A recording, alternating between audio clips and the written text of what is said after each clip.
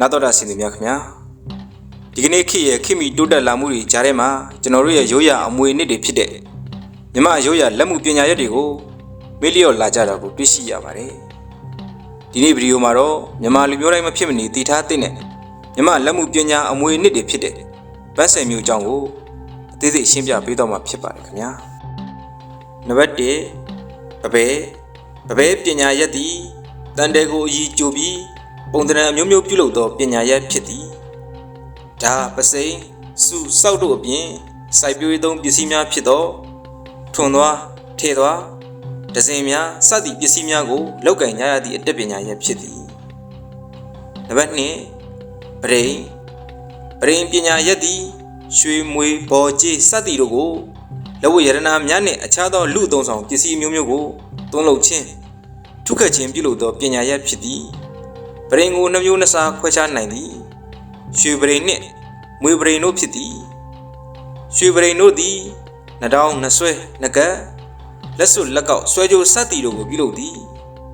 မွေပရိန်တို့သည်တောက်ရည်ဖလားအခန့်ဖလားစုဖလားဒိုင်းဒိန်စသည်တို့ကိုပြုလုပ်သည်နံပါတ်3ပရင်ပညာရက်သည်ကြီးတယ်များကိုပုံစံမျိုးမျိုးပုံလောင်းသွင်းလုပ်သောပညာရက်ဖြစ်သည်နိဗ္ဗာန်ကုံလုပ်ငန်းများသည်ပရင်လုပ်ငန်းဖြစ်သည်ကြေစီမောင်းဖျားထီတော်ငှက်မြတ်နာတော်ကြီးနောင်ချူဆဲလဲခေါင်းလောင်းကြီးဖလားကြေအိုကြေးလင်မန်းကြေးသပိတ်စသည်တို့ကိုပြုလုပ်ဖန်တီးသည့်လုပ်ငန်းအတတ်ပညာရက်ဖြစ်သည်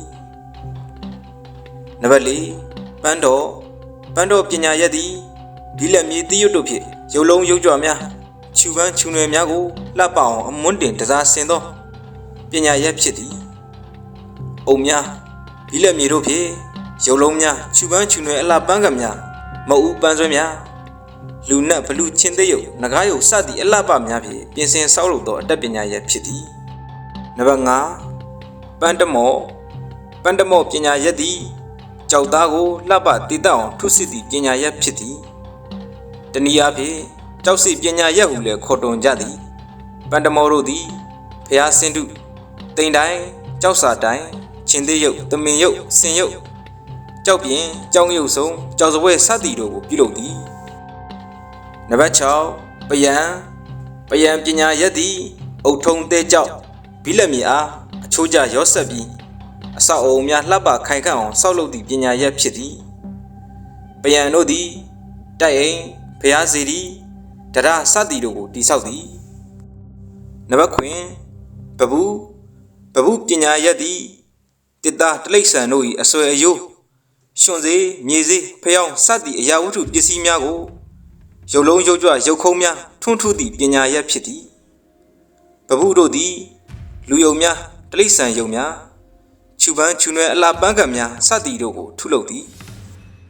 နံပါတ်10ပန်းဖို့ပညာရက်သည်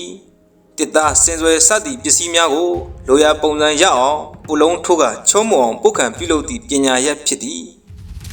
ပန်းဖို့ပညာရက်ဖြင့်ပြုလုပ်ထားသည့်တို့ကိုအများအားဖြင့်ဘုံတော်ကြီးကျောင်းများသာသနိကအဆောက်အအုံများနှင့်လူနေအိမ်များတွင်လှေကားလက်ရမ်းများဝေယနာလက်ရမ်းများတွင်အလွယ်တကူမြင်တွေ့နိုင်ပေသည်ပန်းဖို့တို့သည်ထီယိုဂရင်ခြေထောက်စပွဲခြေထောက်တစောင်းပုလုံးလက်ရန်ပုလုံးစသည်တို့ကိုပြုလုပ်သောပညာရက်ဖြစ်သည်နံပါတ်9ပကြီးပညာရက်သည်ခဲမင်းရေစေးစီစေးတင်မောစေးစသည်တို့ဖြင့်